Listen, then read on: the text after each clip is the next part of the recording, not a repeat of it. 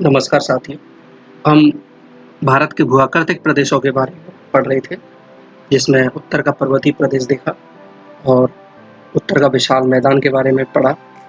आज हम प्रायद्वीपीय पठार के बारे में देखेंगे। ये जो मानचित्र में ये जो भाग दिख रहा है, थोड़ा-सा पीलापन लिए हुए, ये पूरा का पूरा जो क्षेत्र है, ये प्रायद्वीपीय पठार है। सबसे पहले प्रायद्वीपीय शब्द को देखते हैं, यानी कोई भी भूखंड, एक विस्तृत भूखंड जो 3 ओर से जल राशि द्वारा घिरा हुआ हो, उसे हम प्रायद्वीप कहते हैं। तो भारत का जो दक्षिणी भाग है, यह प्रायद्वीपीय स्थिति बनाता है और ये जो भाग है, ये हमारा प्रायद्वीपीय पठार है। साथ में ये जो हिस्सा है,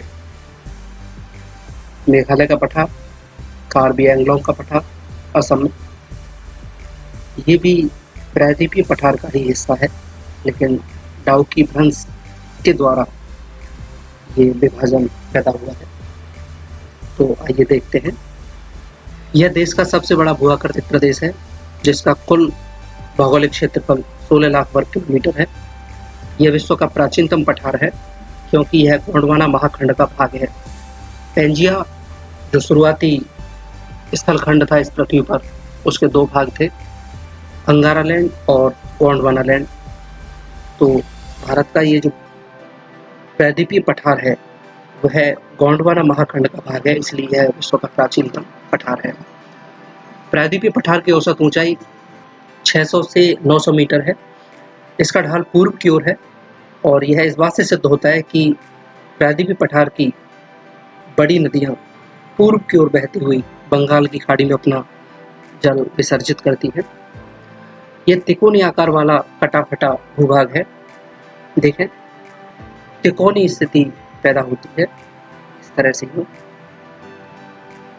और कटा-फटा इसलिए है कि नदियों द्वारा यह छिन्न-भिन्न कर दिया है। यानी प्रायद्वीपीय पठार जो है वो सतत रूप से एक पूरा पठार नहीं है, यह पठारों का समूह है, तो इसलिए यह कटा-फटा भूभाग है।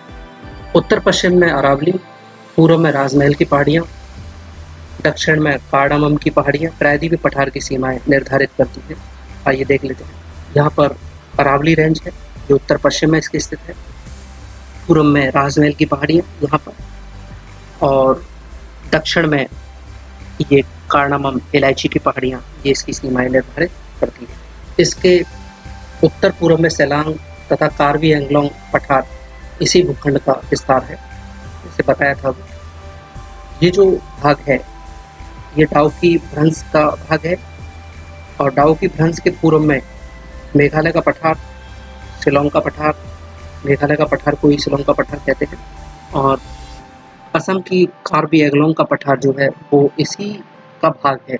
इसी समय पर ये एक हुआ करते थे, लेकिन डाउकी भ्रंश के जरिए या राजमहल की पहाड़ियों से या प्रायद्वीपीय पठार से यह भाग अलग कर दिया गया। तो ये ध्यान रखना है, एग्जाम में पूछ लिया जाता है कि मेघालय का पठार किस भूआकृतिक प्रदेश का हिस्सा है, उत्तर के पर्वतीय प्रदेश का कि प्रायद्वीपीय पठार का। तो यहाँ पर ध्यान रखना है, यह प्रायद्वीपीय पठार का भाग है, न कि उत्तर के पर्वतीय प्रदेश का। मुख्य उच्चावच लक्षणों के आधार पर प्रायद्वीपीय पठार को निम्न भागों में बांटा जा सकता है। नंबर 1 प्रायद्वीपीय पठार और नंबर 2 प्रायद्वीपीय उच्च भूमियाँ। ध्यान रखना है, प्रायद्वीपीय पठार जो है ये पठारों का समूह है, ये अकेला एक पठार नहीं है, ये पठारों का समूह है। इसमें बहुत सारे पठार हैं, तो उनका हम एक एक करके वर्णन देखेंगे। और प्रायद्वीपीय उच्च भूमियाँ यानी प्रायद्वीपीय पठार पर जो पर्वत हैं और पर्वत श्रेणियाँ हैं, उनको देखेंगे। प्रायद्वीपीय पठार को हम 2 भागों में बांट करके अध्ययन करेंगे, प्रायद्वीपीय पठार और प्रायद्वीपीय उच्च भूमि। आइए देखते हैं प्रायद्वीपीय पठार। अनेक पर्वतों एवं नदियों की उपस्थिति के फलस्वरूप प्रायद्वीपीय पठार कई छोटे छोटे पठारों में विभक्त हो गया है, जिनका विवरण निम्न प्रकार है। सबसे पहले मालवा का पठार, यह लावा निर्मित काली मिट्टी का समप्राय मैदान है। बेतवा, चंबल, माही आदि नदियाँ इस पर प्रवाहित होती हैं। इस पठार के उत्तरी भाग को चंबल व उसकी सहायक नदियों ने बीहड़ खंड यानी उत्खात भूमि, बैडलैंड भी कहते हैं, के रूप में परिवर्तित कर दिया है। पूछ लिया जाता है एग्जाम में कि उत्खात भूमि का संबंध किस नदी से है, तो ध्यान रखना है इसका संबंध चंबल नदी से है। इस पठार की उत्तरी पूर्वी एवं उत्तरी सीमा पर बुंदेलखंड और बघेलखंड के पठार हैं और मानचित्र में देख लेते हैं। ये मालवा का पठार है और बुंदेलखंड और बघेलखंड इसी के भाग हैं मालवा रीजन के। तो इसके उत्तर पूर्व में बुंदेलखंड और बघेलखंड के पठार हैं जो इसी के भाग हैं। तो अगला देखते हैं बुंदेलखंड। यह पठार प्राचीनतम बुंदेलखंड नीच से निर्मित है। इस पर सोपानी वेदिकाएं पाई जाती हैं। तो देखें ये बुंदेलखंड, यहाँ पर ये झांसी ललितपुर वाला जो क्षेत्र है ये बुंदेलखंड रीजन में आता है। और बघेलखंड विंध्य श्रेणी के पूर्व में यह पठार स्थित है। यह बलुआ पत्थर, चूना पत्थर एवं ग्रेनाइट से निर्मित है। इसके उत्तर में सोनपुर की पहाड़ियाँ तथा दक्षिण में रामगढ़ की पहाड़ियाँ स्थित हैं। देखें यहाँ पर ये बघेलखंड का पठार है, सोनपुर की पहाड़ी और यहाँ पर रामगढ़ की पहाड़ियाँ हैं। आगे देखते हैं छोटा नागपुर का पठार। इसका विस्तार बिहार, झारखंड एवं छत्तीसगढ़ में है। महानदी, सोन नदी, स्वर्णरेखा, दामोदर इस पठार की प्रमुख नदियाँ हैं। हजारीबाग का पठार और रांची का पठार इसी पठार के भाग है। यह पठार खनिज संसाधनों की दृष्टि से समृद्ध है। देख लेते हैं ये छोटा नागपुर का पठार है, ये वाला भाग। तो यह है बिहार, झारखंड और छत्तीसगढ़ के उत्तरी भाग में स्थित है। ये वाला जो भाग है ये छोटा नागपुर का पठार है जो कि खनिज संसाधनों की दृष्टि से बड़ा ही समृद्ध है।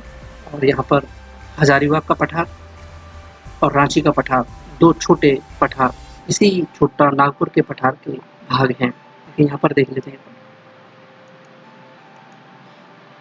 हजारीबाग का प्लेट्यू और रांची प्लेट्यू, ये छोटा नागपुर का पठार, ये पूरा का पूरा छोटा नागपुर का पठार है। आगे देखते हैं दक्कन का पठार। यह पठार लगभग 5 लाख वर्ग किलोमीटर क्षेत्रफल में फैला हुआ है। यह बेसाल्ट निर्मित पठार है, यानी इस पठार का निर्माण ज्वालामुखी उद्गार से निकले हुए लावा से हुआ है। यह पठार पूर्व में अमरकंटक व सरगुजा तक तथा पश्चिम में कक्ष तक, उत्तर में ताप्ती नदी तथा दक्षिण में कार्डमम की पहाड़ियों तक फैला हुआ है।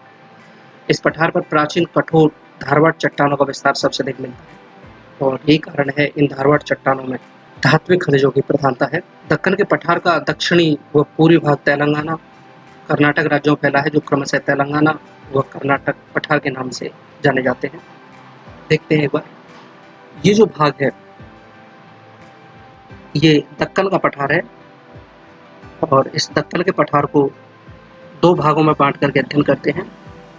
एक कर्नाटक का पठार और दूसरा तेलंगाना का पठार। आइए देखते हैं एक बार, देखें यहाँ पे ये तेलंगाना का पठार है और यह है कर्नाटक का पठार है। यहीं पर बाबा बुदन की पहाड़ियाँ हैं जो लौह अयस्क के लिए, लौह अयस्क खनिज संसाधनों की दृष्टि से बड़ी ही समृद्ध हैं। तेलंगाना का पठार, यह गोदावरी नदी के दक्षिण में स्थित पठार है। यहाँ पर वर्धा नदी बहती है। इस पठार के दक्षिणी भाग पर उर्मिल मैदान पाए जाते हैं जो तालाब निर्माण के लिए आदर्श होते हैं। हैदराबाद, सिकंदराबाद, बड़े नगर यहीं तेलंगाना के पठार पर स्थित हैं। कर्नाटक का पठार, इस पठार के उत्तरी भाग पर कृष्णा व तुंगभद्रा नदियाँ प्रवाहित होती हैं तथा दक्षिणी भाग पर कावेरी नदी प्रभावित होती है, जिसे मैसूर का पठार भी कहते हैं। देखें ये जो है पूरा का पूरा क्षेत्र कर्नाटक प्लेट्यू है और ये जो भाग है ये तेलंगाना का। अगला है मेघालय का पठार। यह पठार दक्षिणी पठार का ही भाग है। प्रारंभ में यह पठार इसी से जुड़ा हुआ था। हिमालय निर्माण के बाद डाउकी भ्रंश के सहारे, ध्यान रखना, डाउकी भ्रंश के सहारे यह भाग राजमहल पहाड़ियों से अलग होकर पूर्व की ओर खिसक गया। वर्तमान में असम की कार्बी एंग्लों की पहाड़ियाँ भी इसी का विस्तार है, जैसा कि अभी मानचित्र में बताया था। अब है नंबर 2 प्रायद्वीपीय उच्च भूमियाँ, यानी प्रायद्वीपीय पठार पर स्थित पर्वत श्रेणियाँ और उनके जो पर्वत शिखर हैं उनका अध्ययन करेंगे। सबसे पहले अरावली पर्वत, यह एक अवशिष्ट पर्वत है, यानी बहुत प्राचीन है और अब तो बहुत कुछ पहले की तुलना में बहुत नीचे हो गया है। यह विश्व का प्राचीनतम पर्वत है। यह पालनपुर से दिल्ली तक लगभग 600 किलोमीटर की लंबाई में विस्तृत है। यह गुजरात से लेकर दिल्ली तक इसकी जो लंबाई है वो 692 किलोमीटर है। यह राजस्थान से दक्षिण पश्चिम से उत्तर पूर्व दिशा की ओर गुजरती है यानी अरावली जो पर्वत श्रेणी है, ये राजस्थान के दक्षिण पश्चिम से उत्तर पूर्व दिशा की ओर आर पार निकलती है।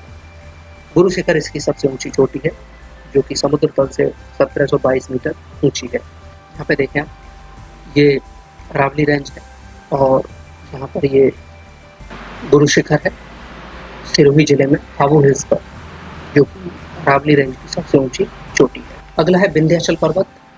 यह पश्चिम से पूर्व की ओर भारनेर, पन्ना, कैमूर, पारसनाथ की पहाड़ियों के रूप में गुजरात से लेकर बिहार तक विस्तृत है। बिहार में पारसनाथ शिखर 1366 मीटर इसका सर्वोच्च शिखर है। भूगर्भ शास्त्रियों के अनुसार विंध्याचल पर्वत नर्मदा नदी की दरार घाटी का खड़ा ढाल है। देखें विंध्याचल पर्वत, ये जो है ये विंध्याचल भूभाग है। भारनेर रेंज और कैमूर श्रेणी और इधर इसके आगे पारसनाथ, यहाँ तक इस विंध्याचल पर्वत का भाग है। पारसनाथ 1366 मीटर इसकी इस विंध्याचल श्रेणी की सबसे ऊंची चोटी है। आगे देखते हैं सतपुड़ा पर्वत श्रेणी। यह नर्मदा एवं ताप्ती नदियों के मध्य एक ब्लॉक पर्वत का उदाहरण है, यानी विंध्याचल के दक्षिण में यह पर्वत श्रेणी फैली हुई है। यह श्रेणी पश्चिम से राजपीपला पहाड़ियों से प्रारंभ होकर महादेव, मैकाल पहाड़ियों के रूप में छोटा नागपुर पठार तक विस्तृत है। सतपुड़ा का सर्वोच्च शिखर महादेव पहाड़ी पर धूपगढ़ 1350 मीटर है, यानी धूपगढ़ समुद्र तल से जिसकी ऊंचाई 1350 मीटर है।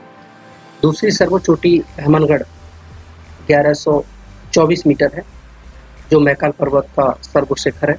देख लेते हैं यहाँ पर, ये सतपुड़ा रेंज है, इसमें महादेव हिल्स और मैकाल श्रेणी।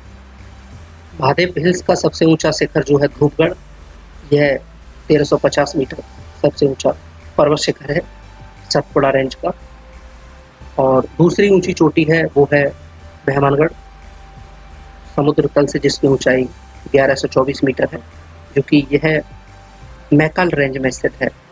अमरकंटक भी यहीं पर स्थित है, जिसकी समुद्र तल से ऊंचाई 1057 मीटर है।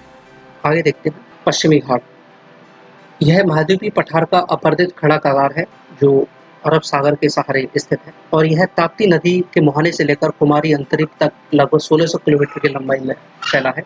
इसे सह्याद्री भी, जो कि ताप्ती नदी के मुहाने से लेकर कुमारी अंतरिक्ष तक लगभग 1600 किलोमीटर की लंबाई में फैला है। अंतरिक्ष का मतलब होता है कि स्थलखंड का कोई भाग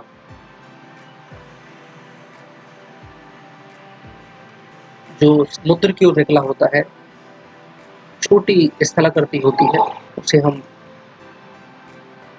अंतरिक्ष कहते हैं। कन्याकुमारी जो है अंतरिक्ष का उदाहरण है। कोई बड़ी स्थलाकृति स्थलखंड जो तीन ओर से समुद्र से घिरा हो, उसे हम प्रायद्वीप कहते हैं। जैसे कि दक्षिण का जो भारतीय भाग है प्रायद्वीप का उदाहरण है। आगे देख, कलसुबई 1646 मीटर, महाबलेश्वर 1438 मीटर उत्तरी सह्याद्री की प्रमुख चोटी है। उत्तरीमुख 1852 मीटर मध्य सह्याद्री की प्रमुख चोटी है। पूर्वी घाट और पश्चिमी घाट नीलगिरी की पहाड़ी पर जाकर मिलते हैं। दोदा बेटा 2637 मीटर, कहीं कहीं 2636 मीटर भी लिखा है, नीलगिरी का सर्वोच्च शिखर है। यह दक्षिण में अन्नामलाई और कार्डामम इलायची, इसके दक्षिण में, नीलगिरी के दक्षिण में अन्नामलाई और कार्डामम यानी इलायची की पहाड़ियाँ स्थित हैं। अनाईबुड़ी 2695 मीटर, दक्षिण भारत का सर्वोच्च शिखर अन्नामलाई की पहाड़ी पर स्थित है। अन्नामलाई पहाड़ी के पूर्व की ओर पालनी की पहाड़ियाँ हैं, जिसका सर्वोच्च शिखर वेम्बादिस्दा 2526 मीटर है। थालघाट जो कि नासिक से मुंबई को रास्ता, भोरघाट मुंबई से पुणे, और पालघाट कोयम्बटूर से कोच्चि, सैनकोट त्रिवेंद्रम से मदुरई पश्चिमी घाट के प्रमुख 4 दर्रे हैं। देखते मानचित्र में देख लेते हैं एक बार इसको। यहाँ ताप्ती नदी यहाँ से लेकर के ये जो भाग है, ये पूरा का पूरा पश्चिमी घाट है। कलसुबाई 1646 मीटर, यह उत्तरी सह्याद्री की सबसे ऊंची चोटी है। महाबलेश्वर 1438 मीटर, यह भी दूसरे नंबर की यहाँ पर चोटी है। यहाँ कुद्रेमुख है, और थालघाट दर्रा, भोरघाट दर्रा, ये भोरघाट दर्रा है, और यहाँ पर पालघाट दर्रा है और इसके दक्षिण में ही सैनपुर दर्रा है। ये इसके प्रमुख दर्रे हैं। नीलगिरी हिल्स, इसका सबसे ऊंचा जो शिखर है वो लोधा बेटा 2636 मीटर, और यह है अन्नामलाई। तो ये कारणामम इलायची की पहाड़ियाँ, तो अन्नामलाई की पहाड़ियों का सर्वोच्च शिखर जो है 2695 मीटर।